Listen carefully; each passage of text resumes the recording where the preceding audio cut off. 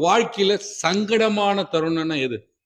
எந்த வக்து தொழுவ விட்டுறனோ, அப்போ எனக்கு சங்கடமா இருக்கும். 5 வேளை தொழுவ பேண்டுதலா தொழுதோன்னா, நல்ல சந்தோஷம். அஸ்ஸலாமு அலைக்கும் ரஹ்மத்துல்லாஹி வபரகாத்துஹு. அதாவது நான் உங்கள்ட்ட ஒரு சின்ன கேள்வி கேட்கிறேன். அது மக்களுக்கு புரியிற மாரி சொல்லணும்.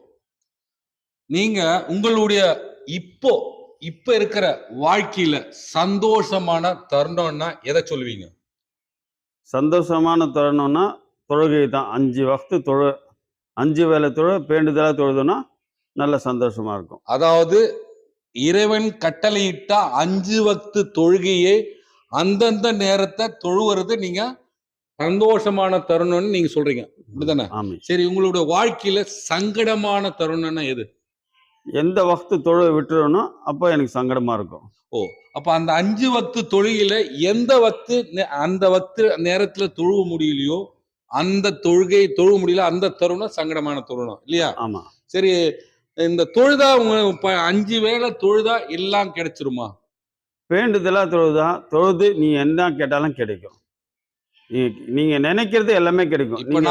இப்ப நான் 5 வக்து தொழுதுட்டு எனக்கு என்ன தேவைன்னு இறைவன் கிட்ட கேட்டா இறைவன் கொடுப்பானா? கண்டிப்பா கொடுப்பான். அப்படியா? கண்டிப்பா கொடுப்பான். அந்த அந்த விஷயத்துல மேக்சிமம் பார்த்தீங்கன்னா, நான் என்னோட அனுபவத்துல பார்த்தீங்கன்னா, 5 வக்து தொழு இல்லாத போது கஷ்டப்படும் போது, தொழுதுக்கு அப்புறம் ஹஜ்ஜு, உம்ரா இதெல்லாம் அல்ஹம்துலில்லாஹ் எல்லாமே நடக்குது எனக்கு. ஆரம்பத்துல இருந்து பார்த்தோன்னா, எனக்கு ஒரு நேரத்துல கஷ்டத்துக்கு மேல கஷ்டம் இருந்தது. பேண்டுதலா தொழுகும்போது எனக்கு நல்ல ஒரு இடம் கிடைச்சது. அதுக்கப்புறம் வீடு கிடைச்சது. அதுக்கப்புறம் பிள்ளைங்களுக்கு கல்யாணம் பண்றதுக்கு நல்ல அல்ஹம்துலில்லாஹ் கிடைச்சது. எந்த ஒரு கடனும் இல்லாம அல்ஹம்துலில்லாஹ் தொழுகையினாலதான் எல்லாமே கிடைச்சது எனக்கு. தொழுகையின் மூலியம் தான் இந்த வெற்றி எல்லாம் கிடைச்சது. அப்ப இறை நம்பிக்கையோட தொழணும் இல்லையா? ஆமா. அதுலயும் சோதனைகளும் இருக்கும். அந்த சோதனை எப்படின்னா, நம்ம கைவிட்டுற கூடாது. அதாவது என்னடா தொழுதுன்னு இருக்குமே, நமக்கு இதெல்லாம் கஷ்டம் வருது. அது அந்த இதுல பயந்துட்டு விட்டுறக்கூடாது. எதிர்நீச்சல் போடணும். எவ்வளவு விடாம தொழுதுட்டு போறோமோ, கேட்கறது எல்லாமே கிடைக்கும். இன்னைக்கு நான் அனுபவத்துல சொல்றேன். இன்னும் இது வரைக்கும் நான் தொழுதுட்டு நிறைய சங்கடமும் நிறைய இருக்கும், சோதனைகள் நிறைய இருக்கும். அல்லாஹ் சோதிச்சு பார்ப்பான், இவன் தொழுது விட்டுறானான்னு சொல்லி பார்ப்பான். அதுல தொழுதே துவா கேட்டுனே இருந்தான்னா, அவன் நினைச்சது எல்லாமே கிடைக்கும். அல்ஹம்துலில்லாஹ். அல்ஹம்துலில்லாஹ். அப்போ தொழியே கொன்றுதான் துனியால வெற்றி அடைய முடியும். அல்ஹம்துலில்லாஹ். அப்படியா? அப்ப மறுமைக்கு உண்டான தயாரிப்பும் தொழுகை தான். ஆமா. 5 வக்து தொழுதா மட்டும் போதுமா? 5 வக்து பேண்டுதலா இருக்கணும். பேணுதலா இருக்கணும். அது நம்பிக்கையோட இருக்கணும். எதுல பேணுதலா இருக்கணும்? எல்லாத்துலயும் அதாவது அது நம்ம எது கண்ணு, காது, வாய் எல்லாமே கரெக்டா வச்சிருக்கணும். கரெக்டா வச்சுக்கணும்னா, அதாவது நம்ம தேவையில்லாத பார்க்க கூடாது, தேவையில்லாத கேட்க கூடாது, தேவையில்லாத பேசக்கூடாது. எது தேவையோ அது மட்டும் தான் பேசணும்.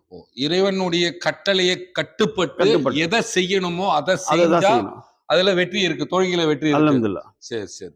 அப்ப நீங்க உங்க அனுபவத்தை சொன்னீங்கன்னா, நான் ரொம்ப கஷ்டப்பட்டேன், ரொம்ப வருத்தப்பட்டேன், ரொம்ப சூழ்நிலையெல்லாம் மாறி போச்சு, தொழுகையை கையில் எடுத்த உடனே அல்லாஹ்வுடைய உதவியை கொண்டு என்னுடைய தேவைகள் எல்லாம் பூர்த்தியாச்சு.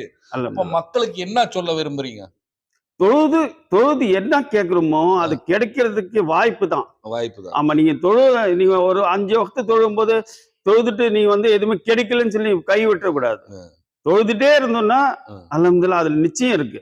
அதாவது பலன் இல்லாம எதுவுமே கிடையாது. நம்ம தொழுதுட்டு பலனை எதிர்பார்த்தோம்னா கிடைக்கும்.